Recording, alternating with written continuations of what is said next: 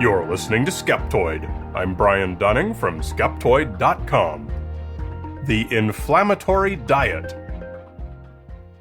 Wellness, contend many promoters of healthy living, can most easily be achieved by avoiding the foods that cause inflammation. Inflammation being the root cause of so many modern diseases.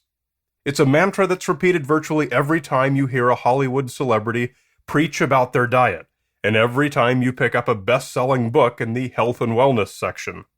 Cut out the foods that cause inflammation and add more foods that reduce inflammation, and instantly you'll be in charge of your health. Those modern diseases, so symptomatic of our Western culture, the advocates claim, will simply fail to take a foothold in your inflammation-proof body. Today we're going to unpack this dietary belief and see if there really is such a thing as a food that can either trigger or reduce inflammation, and see if reducing it is even something you should try to do in the first place. Here are a few specific claims harvested from the top results in a Google search for inflammation and diet. From mindbodygreen.com, a fiber-rich diet helps reduce inflammation by supplying naturally occurring anti-inflammatory phytonutrients found in fruits, vegetables, and other whole foods.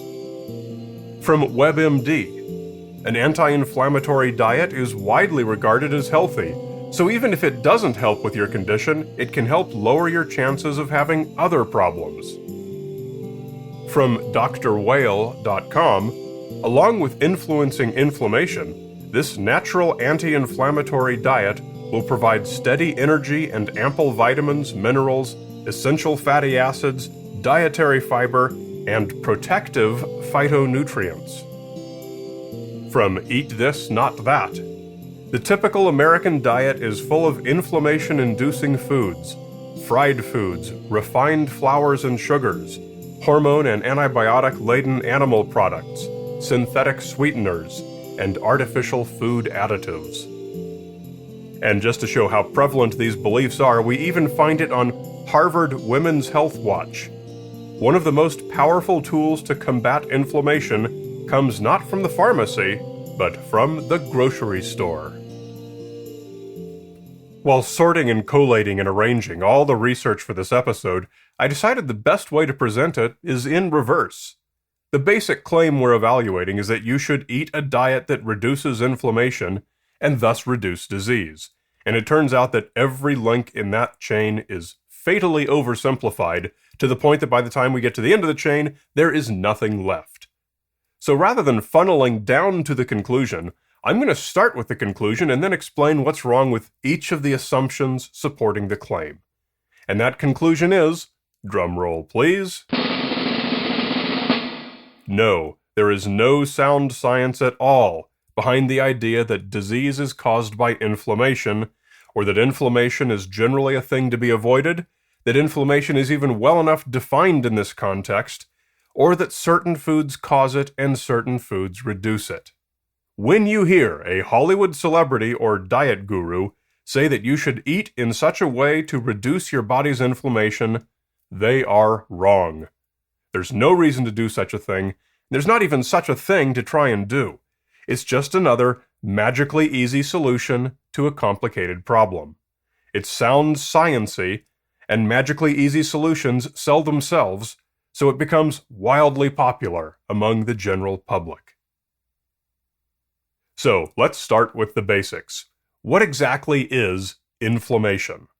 Well, the part that everyone knows is that it involves redness and swelling. It happens when your body is healing an injury or fighting infection. The capillaries dilate, allowing more blood to flow through, and also stretching open their pores, allowing white blood cells to escape the capillaries and inundate the damaged area. The chemical signal that triggers it is caused by inflammasomes, which reside throughout your body and are one important component of your immune system. Thus, inflammation is your body's natural healthy immune response to some problem that needs to be responded to. In general, inflammation is there for a good reason, and you don't want to interfere with it. Inflammation can also be chronic, And this is where the alternative health advocates usually say intervention with diet is targeted. Chronic inflammation, however, is not just existent in the body with no cause. Rather, it's associated with a chronic illness or other condition. Type 2 diabetes and Alzheimer's disease are two examples where the relationship between inflammation and disease is a bit more complicated. In both cases, the attendant inflammation, in the brain in Alzheimer's and in the pancreas in diabetes, may actually make the disease worse. However, this is not to say that the inflammation is the cause of the disease. Indeed, evidence indicates that the disease is the cause of the inflammation. While some inflammation is crucial to repairing damaged tissue and fighting infection, it can also worsen conditions like rheumatoid arthritis and asthma, and others. It's simply wrong to say it's always good or must always be fought. As Dr. Harriet Hall writes in Science-Based Medicine, "It is simplistic to talk of inflammation as a single phenomenon, since it is a complex response involving many physiological processes, from vasodilation to neutrophil infiltration, from the complement system to cytokines. And its relationship to health is even more complex. The human organism is a mesh of interrelated networks, and it could be hazardous to meddle with one element without understanding how our intervention might affect other parts of the system." When there's a fire, it's soon going to be surrounded with fire trucks. The fire trucks are a city's version of inflammation. When there's a problem, they go there. When the problem's resolved, they go away. It is accurate to say that fire trucks are associated with trouble in the city, just as it is accurate to say that inflammation is associated with many diseases in the body. But leaping to the conclusion that we should be trying to get rid of both is a logical absurdity. So should we be trying to fight inflammation? And if we did, could we? And would diet be the way to do it? Well, obviously, anti-inflammatories do, like ibuprofen and a host of others. So it sounds perfectly plausible that some foods may have a similar biochemical effect. And if you believe the alternative health websites, they do. Sadly, the scientific evidence is lacking entirely. No foods have been proven to decrease your body's inflammation or interfere with its natural inflammation processes. However, there is one related diet choice that can: fasting. When you fast, there's a slight increase of lactic acid in your blood, along with beta-hydroxybutyric acid, which is associated with ketones. These trigger some chemical reactions that turn off inflammasomes. Another behavior that will do this is exercise. So far as we have evidence for, fasting and exercise are really the only things you can do that will actually retard your body's natural inflammation, short of taking an anti-inflammatory. If you're looking to food, well then, it's much harder to have any effect, and the only effects available to you are bad ones.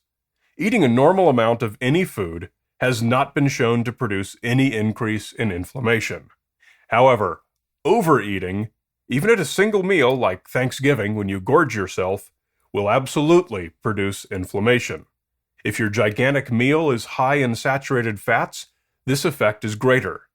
The increased inflammation is associated with your body's overdrive effort to metabolize this giant meal, and it subsides once the food has been digested. All of the many related claims made by the alternative health gurus, such as that eating sugar or other particular things will increase inflammation, are only true when those foods are part of your gigantic overeating feast. Therefore, the bottom line on the relationship between diet and inflammation is that there is exactly one and only one rule you should follow: don't overeat.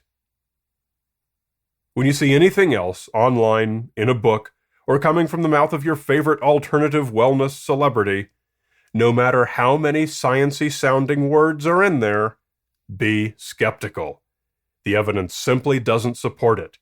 You're naturally omnivorous, and you can relax. With the possible exceptions of sugar and wheat, the food cited most often by those who embrace these beliefs is processed food, processed meat, processed cheese, processed sugar, whatever that is, processed anything. This is a good time to insert my periodic reminder that you should nearly always be skeptical when someone speaks of processed foods as being a generally bad thing. The reason for this is that rarely in human history has there been a term so uselessly vague.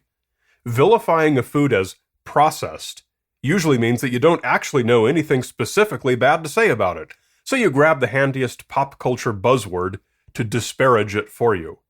Without a doubt, the term processed food has a profoundly negative connotation today.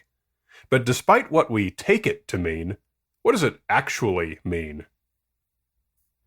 Processed foods are literally as old as civilization. The original processed foods were cooked meat, bread and cheese, wine and beer. 5,000 years later, these remain the staples of my diet. A processed food is any food that has been altered before we eat it. Cooking, cutting, juicing, peeling, freezing, dehydration, pasteurization, even packaging. So in point of fact, a piece of uncut, unpeeled fruit or vegetable is about the only unprocessed food that it's possible to get. But in common usage of the term, when people talk about processed foods, they're really referring to prepared foods. Foods that have already been combined with other ingredients and prepared before you buy them. And generally, the term is only applied to prepared foods when it's meant in a disparaging way. Rarely when the prepared food is perceived by the speaker to be healthy. So, right away, when you hear someone say processed foods cause inflammation, they might as well be waving a giant flag saying they don't know what they're talking about. You're living with inflammation right now. Maybe you're aware of it, probably you're not. It's one of those automated subsystems that your body handles so well. Right now, somewhere inside your body, a small drama is being played out between some damaged tissue or a disease pathogen and special agents of your body's amazing innate immune system. Inflammation is the pack horse supplying your immune system with whatever it needs from your blood. Let it do what it needs to do. Stop trying to overrule it, just because some vague falsehoods repeated by a celebrity wellness guru who's only repeating whatever miraculously easy solution they heard from some other celebrity wellness guru. Your immune system knows what it's doing.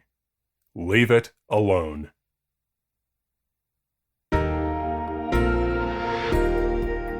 Most of you know about Science Friction, the new feature documentary film from Skeptoid Media currently in pre-production.